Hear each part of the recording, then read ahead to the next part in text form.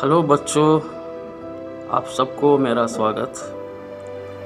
आपके मन में जो पहला क्वेश्चन है वो ये रहता है कि डू आई नीड कोचिंग दो I study 2 years of +1 and +2।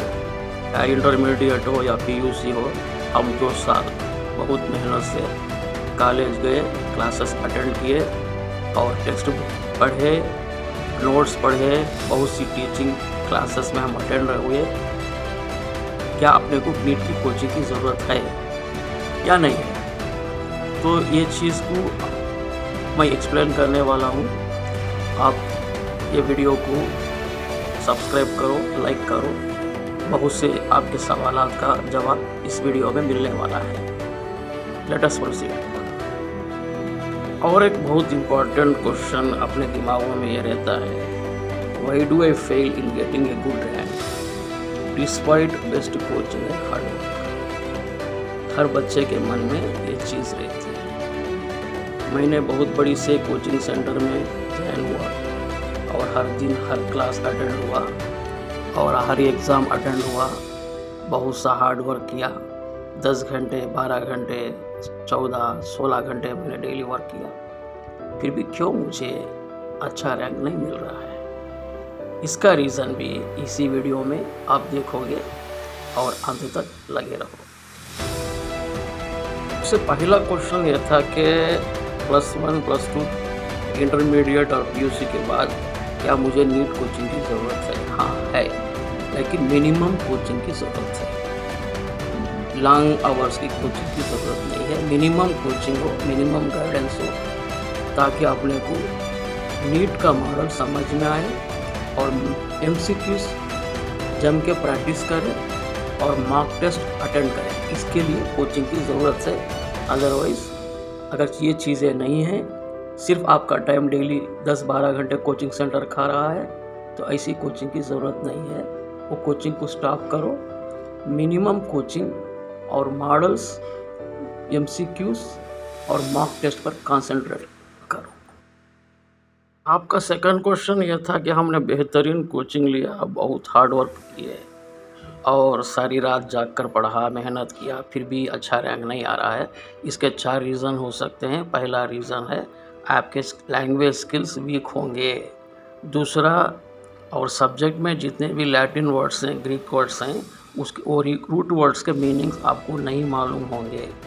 तीसरा पॉइंट ये है कि अब एक्टिविटीज़ में कम वक्त लगाया और थ्योरी क्लासेस में ज़्यादा वक्त लगा दिया। और सबसे आखिर में आपने प्रैक्टिस बहुत कम की, MCQs की प्रैक्टिस कम की, मार्क टेस्टों की प्रैक्टिस कम की, मॉडल पेपरों पर, प्रीवियस पेपरों पर आपका वक्त बहुत कम लगा। ये 4 रीज़न हो सकते हैं आपके फेल्यूर के।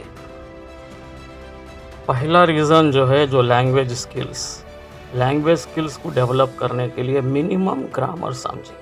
अगर चाहे इंग्लिश मीडियम रहा तो इंग्लिश का मिनिमम ग्रामर आपको समझ में आना चाहिए।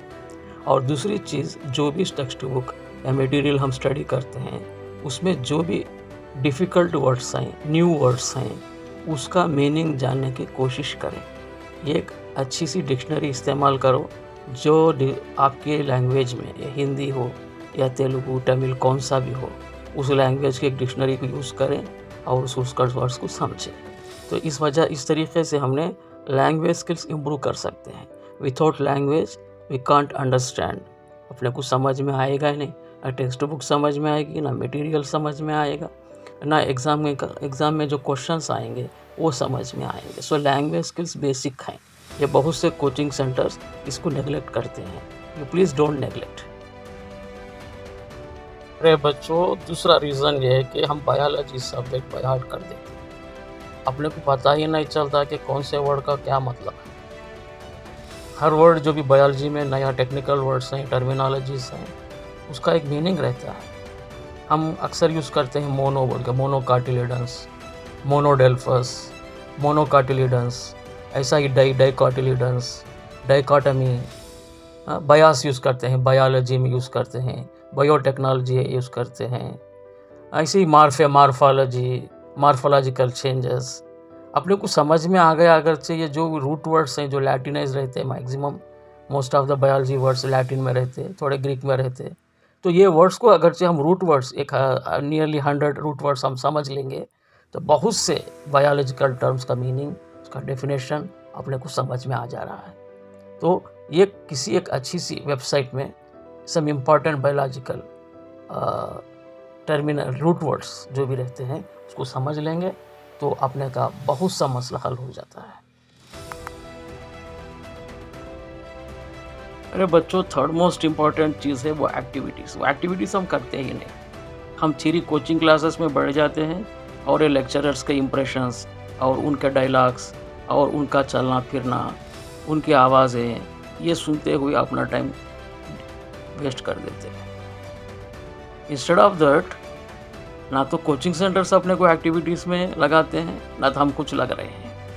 पहली चीज़ है डायग्राम्स को सीखें, या डायग्राम्स नहीं आता अपने को तो उसका लेबलिंग एटलीस्ट सीखें। डायग्राम्स के डिफरेंट पार्ट्स रहते हैं टेक्स्ट बुक में, इसके अलावा डिस्क्रिप्शन में भी बहुत से पार्ट्स होते हैं। उन पार्ट्स को डायग्राम्स में आप लेबलिंग करो। एक डायग्राम में जितने हो सकते हैं उतने पार्ट्स को आप लेबलिंग करो। इसी सेम वे में आप कंपैरेटिव चार्ट्स बना सकते हैं। डिफरेंट डिफरेंसेस हैं, कंट्रास्टिंग फीचर्स हैं, सिमिलरिटीज़ हैं, डिफरेंट फाइला के आप कंपैरेटिव चार्ट्स बना सकते हैं।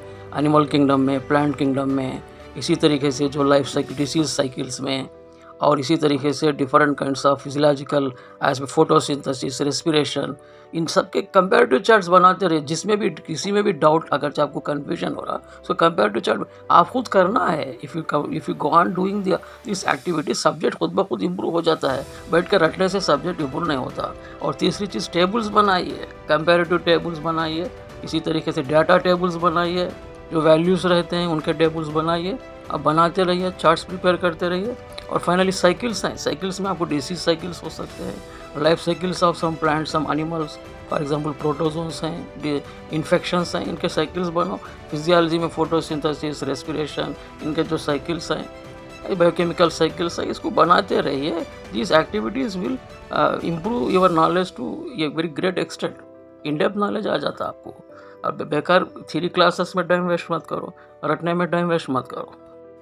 Finally mind maps and flow charts बहुत काम आएंगे। माइंड मैप्स आपको सिलेबस और उसमें के अंदर के टॉपिक्स, उसके अंदर के हेडिंग्स, सब हेडिंग्स को गाइड करते हैं, तो सब्जेक्ट मेमोरी में रखना बहुत आसान हो जाता है। फ्लो चार्ट जो प्रोसेसेस रहते हैं, डिफरेंट फिजियोलॉजिकल प्रोसेसेस हो, डिसीज इन्फेक्शंस हो, स्टेप बाय स्टेप जो भी एस्पेक्ट्स आपके सब्जेक्ट में हैं, वो जो सब स्टेप बाय स्टेप आते हैं उनको फ्लो चार्ट्स के रूप में बदल दो। आपको स्टेप्स याद रखना बहुत आसान हो जाता है। Finally, practice makes man perfect. 50% of the day, हर दिन 50% टाइम आप MCQs को सॉल्व करने में, प्रीवियस क्वेश्चन पेपर सॉल्व करने में, मॉक टेस्ट में लगाइए। आप एक्सपर्ट बन जाओगे सब्जेक्ट के। अगर सब्जेक्ट आपको ठीक आ रहा या नहीं भी आ रहा हो, MCQs 50% टाइम MCQs करो। हर टॉपिक के MCQs करो। हर वर्ड के पीछे भी MCQs रहते हैं। बायोलॉजी के हर वर्ड के पीछे थोड़े MCQs रहते हैं। उन MCQs को आप फाइंड करो, नेट पे भी मिल जाते हैं आपको, और कई मटेरियल्स में भी मिल जाते हैं। MCQs करो। प्रीवियस क्वेश्चन पेपर्स एटलीस्ट एक 5 साल पीछे पिछले के प्रीवियस क्वेश्चन पेपर्स को स्टडी करो, सॉल्व करो। और मॉक टेस्ट कौन सी भी एजेंसी, एनी कोचिंग सेंटर अगर मॉक टेस्ट कंडक्ट कर रहे हैं तो मॉक टेस्ट अटेंड हो जाओ।